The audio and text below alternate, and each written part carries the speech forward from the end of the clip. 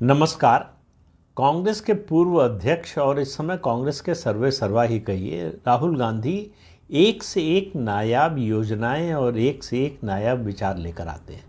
कौन उनको उनकी पार्टी में ये विचार बताता है और राहुल गांधी क्यों उसको स्वीकार कर लेते हैं और कैसे स्वीकार कर लेते हैं, ये समझ से परे है। इस सब को देखकर लगता है उनकी उनकी राजनीतिक परिपक्वता पर संदेह होता है। जिस तरह से वो अति उत्साह के साथ इन योजनाओं की, इन विचारों की घोषणा करते हैं, उससे लगता है कि वो उन बात को समझे नहीं है। दरअसल होता ये है कि बाद में वो एक तरह से हंसी का पात्र बनते हैं, मजाक का पात्र बनते हैं। लेकिन राहुल गांधी को इस सब से कोई फर्क पड़ता नहीं। वो इस सब का उन पर कोई असर होता नहीं है। सबसे ताज़ा उदाहरण है उनकी खटाखट खटाखट खटाखट और खटाखट पैसा योजना। आलू से सोने वाला मामला अभी अभी तक जो है शांत नहीं हुआ है। हालांकि कांग्रेस पार्टी ने उस पर बड़ी सफाई दी कि उस बात को उनकी काट पीट कर जो है कहीं से काट कर कहीं जोड़कर दिखाया गया था और उन्होंने ऐसा नहीं कहा था, लेकिन ऐसा कहा था। लेकिन पब्लिक परसेप्शन में ये है कि उन्होंने कहा कि एक तरफ से आलू डालो, दूसरी तरफ से सोना निकलेगा। ये पब्लिक परसेप्शन बन चुका है। जो आम जन धारणा है उसमें ये बात बैठ चुकी है कि ये बात राहुल गांधी ने कही। और मैं हमेशा कहता हूँ, और वो सही भी है, मेरे कहने की बात नहीं है, कि परसेप्शन और रियलिटी में कई बार फर्क होता है। परसेप्शन ज़रूरी नहीं है कि रियलिटी हो, लेकिन परसेप्शन का असर सार्वजनिक जीवन में ज़्यादा होता है। इस बात को सभी राजनीतिक दलों और राजनीतिक दलों के नेताओं को समझना चाहिए। तो इसलिए उनके खिलाफ कोई परसेप्शन या उनके विरोध में या उनके नुकसान वाला कोई परसेप्शन ना बने, इसका प्रयास उनको करते रहना चाहिए। लेकिन राहुल गांधी इस मामले में सबसे असावधान नज़र आते हैं। वो ऐसी बातें बोलते हैं जिसका उनको फ़ायदा मिलना दूर, उसका नुकसान ज़्यादा होता है। अब आपको याद होगा कि उन्होंने अभी जो चुनाव घोषणा पत्र आया कांग्रेस पार्टी का, उसमें एक योजना की घोषणा की गई है। उस योजना में कहा गया है कि बीपीएल परिवार की एक महिला को हर महीने 8,500 रुपये यानी साल में 1 लाख रुपए दिए जाएंगे। और उन्होंने कहा कि ये खटाखट खटाखट खटाखट पैसा आएगा, आता रहेगा। वो बोल रहे थे जिस अंदाज में, उससे लग रहा था कि जैसे वो एटीएम चला रहे हो, एटीएम से नोट निकाल रहे हैं और देने जा रहे हैं। ये योजना उनको लगता है कि ये इससे एकदम से एक झटके में गरीबी खत्म हो जाएगी। अब सवाल ये है कि उनको ये तो सोचना चाहिए था कि आखिर इतनी आसान और ऐसी योजना थी तो पंडित जवाहरलाल नेहरू के दिमाग में क्यों नहीं आई, इंदिरा गांधी के दिमाग में क्यों नहीं आई, राजीव गांधी के दिमाग में क्यों नहीं आई, और दुनिया के बड़े अर्थशास्त्रियों में गिने जाने वाले मनमोहन सिंह के दिमाग में क्यों नहीं आई।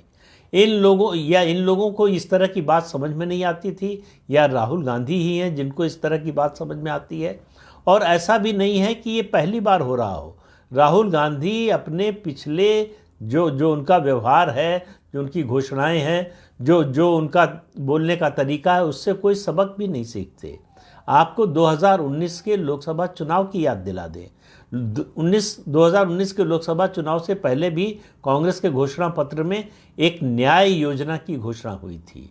वो लगभग इसी तरह की थी। उसमें प्रत्येक परिवार को, बीपीएल परिवार को, उसमें बीपीएल स्पेसिफाई नहीं किया गया था। ये तय था कि एक आय की एक सीमा रेखा तय की जाएगी। उससे नीचे वाले जो आय जिनकी है उनको 6,000 रुपये महीना कैश दिया जाएगा।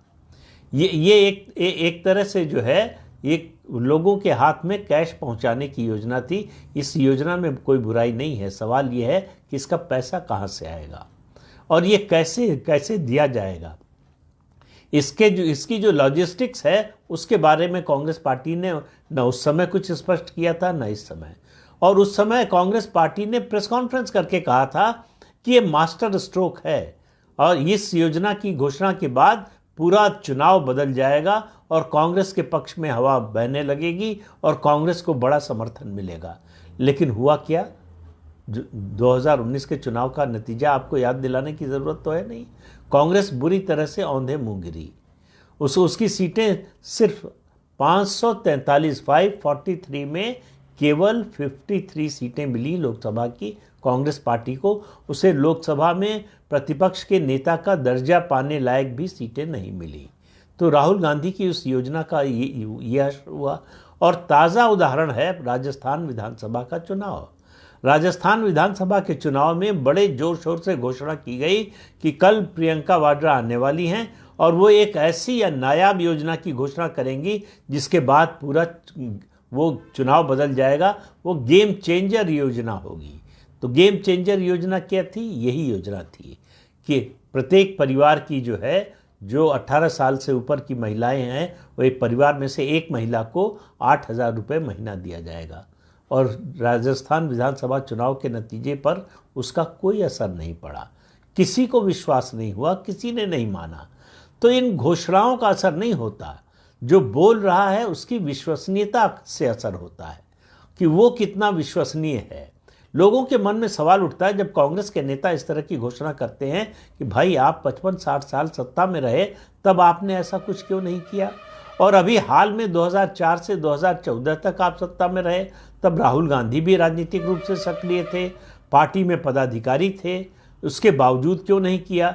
उनकी माँ एक तरह से पीछे से सरकार चला रही थी, डिफैक्टो प्राइम मिनिस्टर थी, तब क्यों नहीं इसको लागू किया गया? मनमोहन सिंह अर्थशास्त्री थे, उनको ये अर्थशास्त्र क्यों नहीं समझ में आया? अगर ये इस तरीके से गरीबी देश से एक झटके में हटाई जा सकती है, देश को विकसित देशों की श्रेणी में खड़ा किया जा सकता है, तो कांग्रेस के दिमाग में ऐसी योजना क्यों नहीं आई? अब राहुल गांधी के साथ ऐसे कौन से लोग हैं, ऐसे कौन से विद्वान अर्थशास्त्री हैं जिन्होंने उनको समझाया कि इससे गरीबी तत्काल हट जाएगी, एक झटके में गरीबी को हटा दिया जाएगा? तो इस तरह की घोषणाओं से चुनाव नहीं बदलते। इस तरह की घोषणाओं से आपके बारे में लोगों की राय बदलती है। ये बात राहुल गांधी को पिछले 20 साल से बहुत से लोग, खास तौर से इस देश का मतदाता, समझाने की कोशिश कर रहा है, लेकिन अभी तक उनकी समझ में ये बात आई नहीं।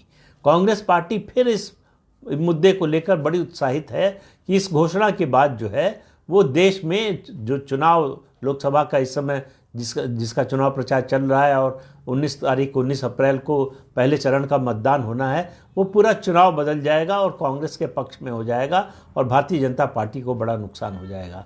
सवाल कांग्रेस की घोषणा का या बीजेपी की घोषणा का नहीं है।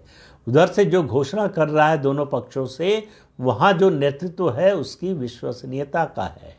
मोदी की गारंटी पर लोग भरोसा करते हैं, मोदी की बात पर लोग भरोसा करते हैं। राहुल गांधी की बात को लोग ज़्यादा गंभीरता से नहीं लेते। इसके बारे में कांग्रेस को विचार करना चाहिए कि आखिर ऐसी स्थिति क्यों बनी है।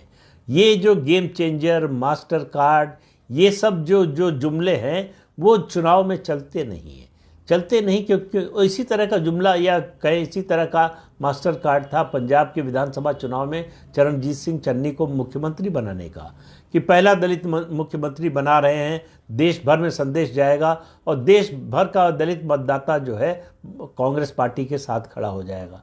ऐसा कुछ नहीं हुआ। देश भर का छोड़िए, पंजाब का दलित मतदाता, जहां पंजाब में 32% दलित मतदाता हैं, वहां भी मतदाता इस समाज का कांग्रेस पार्टी के साथ नहीं आया।